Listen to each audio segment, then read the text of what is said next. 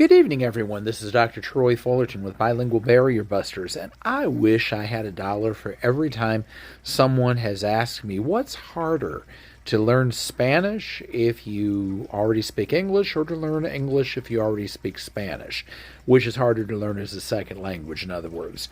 Now, as a teacher of both Spanish and English as a second language, I think I'm in kind of a unique position to answer this question. And the answer to the question is they are both hard and they are both easy in their own way. So let me explain what I mean.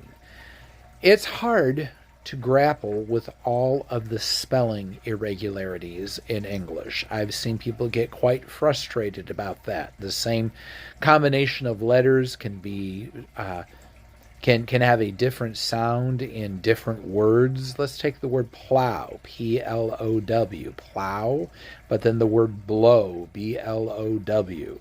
They are one letter off, yet sound completely different.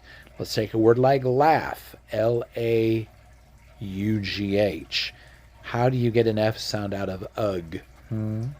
Or we got the word rough as well, R-O-U-G-H. But now wait a minute.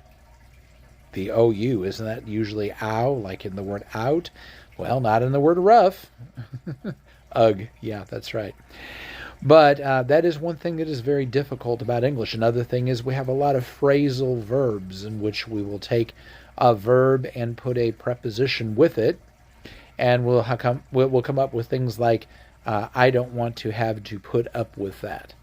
Put up with, but that means tolerate. All right, so those are a couple of things that are difficult about English. Plus, then we have a very broad sound system where we've got at least 12 vowel sounds that we write with 5 vowels in the alphabet.